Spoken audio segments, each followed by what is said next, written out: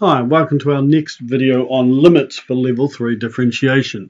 Hopefully it wasn't too long ago you watched the last video, so this makes a bit more sense. Remember, in mathematics, a limit is the value the function approaches as the input value called x approaches some value.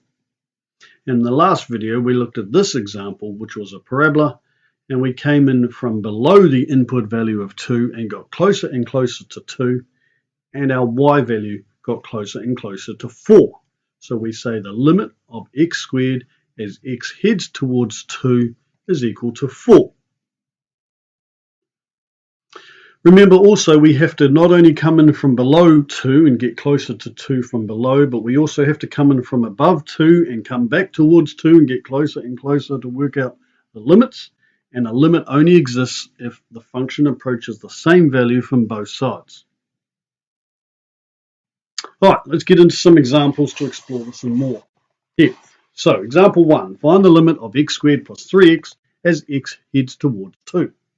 So, nice and easy to start with. We can take the value of 2 and substitute it into the formula. 2 squared plus 3 times 2 is 10, so the limit is equal to 10. So sometimes we can just substitute in numbers to find the limit. Having a look at the graph, you can see when x is 2, the y value is 10.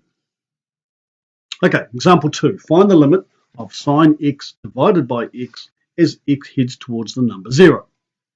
So we go to substitute in like we did last time, and we get an error because we're trying to divide by 0 and we can't divide by 0. So this doesn't work. So let's use another trick. And the trick we're going to use is the trick we used before the table. We're going to start above 0 at 0.1 and slowly creep closer and closer to 0. And as we do that, you can see the y value is getting closer and closer to the number 1. But we also must start from below 0 and creep closer and closer to 0 from a negative direction. And you can see again, when we do this, our y value is getting closer and closer to the number 1. So in this example, our y value is 1, and from below our y value is 1. We're heading to the same value. We're approaching the same value. So the limit exists, which is 1. The limit of sine x divided by x as x heads towards 0 is equal to the number 1. Here's a picture of what this function looks like, sine x divided by x. And you can see that from below and above 0, we are approaching a y value of 1. Now keep in mind, when x is equal to 0, there is no y value because we can't divide by 0. But we are approaching a y value of 1. So that's what the limit is. Okay, example 3. Find the limit as x heads towards 0 of the function 2x plus 3 divided by x. So again, trying to substitute in, we get an error because we can't divide by 0. So again, we go back to our table. We start above 0 and creep closer towards 0. And we get values which increase and look like they're heading towards infinity. We start below 0 and we head back towards 0, and this time we get values which are heading towards negative infinity. Now, the problem is we're heading in one direction here, and in another direction we're not approaching the same value.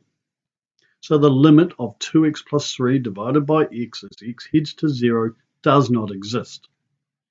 Looking at a picture of the function, we can see that when we come in from the positive side and head towards 0, we are heading towards positive infinity. But when we come in from the negative side and head towards 0, we are heading towards negative infinity. We're not approaching the same value, so therefore there is no limit. Okay, finally our fourth example. Here's a little trick just to remember if you can. We're finding the limit of x squared plus 3x divided by x as x heads to 0. Again, we can't substitute because we can't divide by 0, but we can see there's an x on the top in both parts. We can factorize out that x and cancel them, and then we get x plus 3, and now we can substitute in the 0 to get a limit of 3. A cool little trick sometimes that works to get the limit quickly, and you can see this is the graph, and when x is 0, the limit is heading towards 3.